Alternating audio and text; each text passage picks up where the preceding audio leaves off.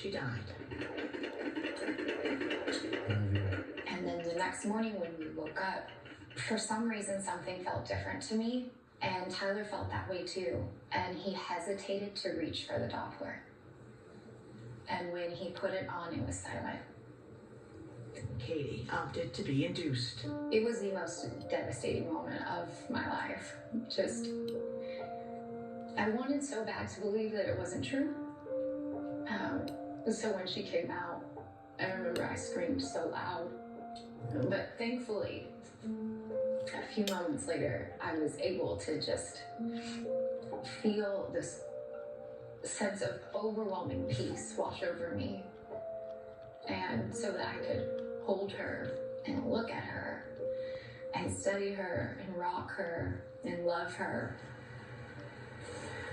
So the baby can be wrapped in the mattress for the cuddle front. Having spoken to other families who've lost a child, Katie says she knew to ask for a bassinet like this one. It comes with this special cooling technology and blanket.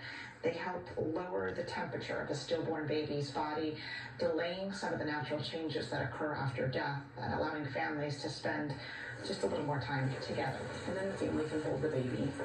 This is our only family photo. For Katie, though, it wasn't enough. At the hospital where she delivered, she says staff, likely lacking the training to deal with grieving parent, left her feeling rushed. A nurse came in less than 24 hours after delivery. They wheeled Everly out to the right, and they wheeled me out to the left. And it's really hard. It's really hard knowing that I didn't get up and run after her. And a knock came on my door almost 3 years later, and I opened my door, and there's this woman. She had pamphlets, and she listened. This is just the beginning of our work together. Katie's neighbor, Mihaela Plesa, was running for Texas state representative and began work on a bill she filed this year to help the growing number of families like Everly's experiencing loss. Here in Texas alone, approximately 2,000 babies are stillborn annually. A lot of people don't know that Texas has seen an uptick in infant loss and stillbirth. In 2022, after the state outlawed abortion, Texas saw a nearly 23% increase in babies dying from birth defects.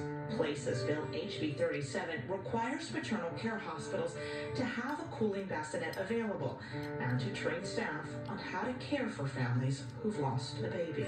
Texas is going to be leading the nation in this golden standard of care. Thank you for allowing me to speak to you today on behalf of Hospital 37. Dr. Terry Major Kincaid, who testified in support of the bill, says she's worked in more than 30 hospitals across Texas, where resources for grieving families have varied widely. Only about half, she says, have had cooling bassinets. At a hospital without one, she says she'll never forget a family's desperation. They, on their own, had bought like little Ziploc bags with ice cubes in them to spend time with their baby, and then they would put the ice cubes around. That was upsetting that they felt like they had to do that. HB 37 is not just about policy, it's about compassion. Katie testified to lawmakers, too. There being 147 ayes, 2 nays, House Bill 37 is passed to engrossment. The legislature passed the bill, but not before making one key change. I offer this amendment to name this bill Everly's Law. To know that her name was going to be on a piece of legislation like this. You were afraid it wasn't going to get used that much. Exactly. That moment helped a lot. Now a mom to 2 boys, Katie keeps her home filled with butterflies, symbols of her daughter Everly, and the lasting legacy of the bond they share. She's so tiny, so mighty. Everly's Law took effect yesterday, September 1st. It sets aside $5 million to help hospitals purchase these devices like the Cuddle Cot. Some of them already have them, like Texas Health Presbyterian Dallas, which was kind enough to show us the one you saw in our story. Katie, though, has no intention of stopping here. She has already heard from other states interested in passing similar legislation.